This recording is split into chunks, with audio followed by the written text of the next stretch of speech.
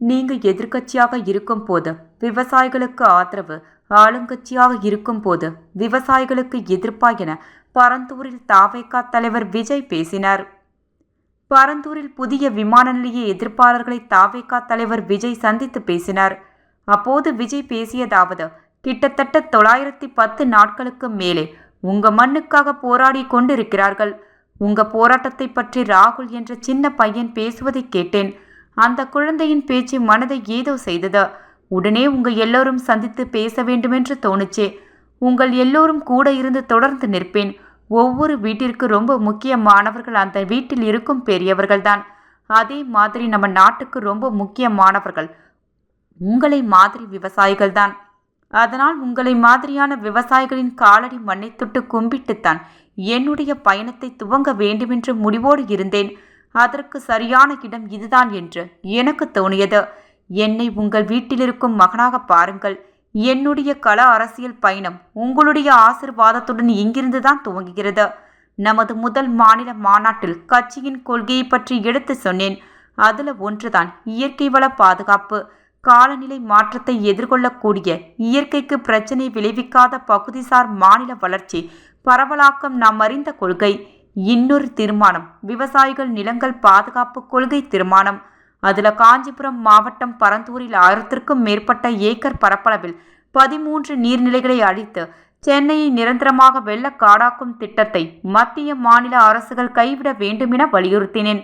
இந்த மண்ணுக்காகவும் மக்களுக்காகவும் நமது விவசாயிகள் பாதிக்கும் திட்டத்திற்கு எதிராக சட்ட போராட்டம் நடத்தவும் தயங்க மாட்டேன் என்று சொல்லியிருந்தோம். இந்த பிரச்சனையில் உங்களுடன் நான் உறுதியாக நிற்பேன். இன்னொரு முக்கியமான விஷயம், நம்மை ஆட்சி செய்து கொண்டிருக்கும் மத்திய மாநில அரசுக்கு நான் சொல்ல வேண்டுமென நினைக்கிறேன். நான் வளர்ச்சிக்கு எதிரானவர் அல்ல.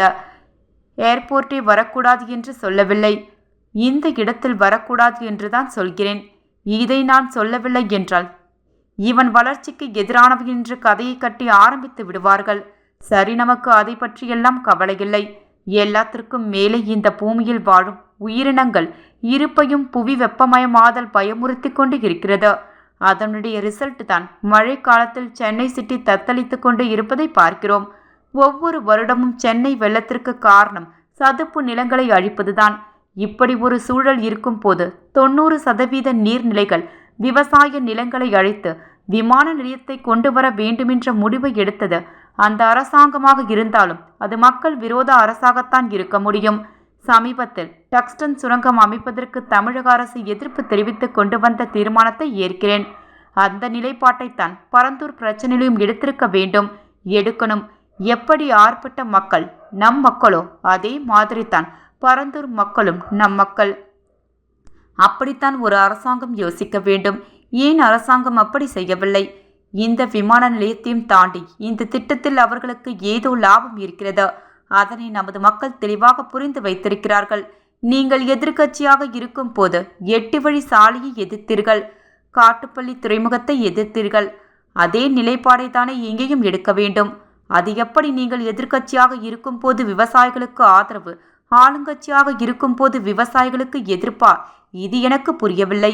இனிமேல் சொல்கிறேன், உங்கள் நாடகத்தை பார்த்துவிட்டு மக்கள் சும்மா இருக்க மாட்டார்கள். நம்புகிற மாதிரி நாடகம் ஆடுவதில் நீங்கள் கில்லாடிகளாச்சே. அதையும் மீறி விவசாயிகள் போராட்டம் நடத்தினால் பிரச்சனைதான். மக்கள் நாடகத்தை பார்த்துவிட்டு சும்மா இருக்க மாட்டார்கள்.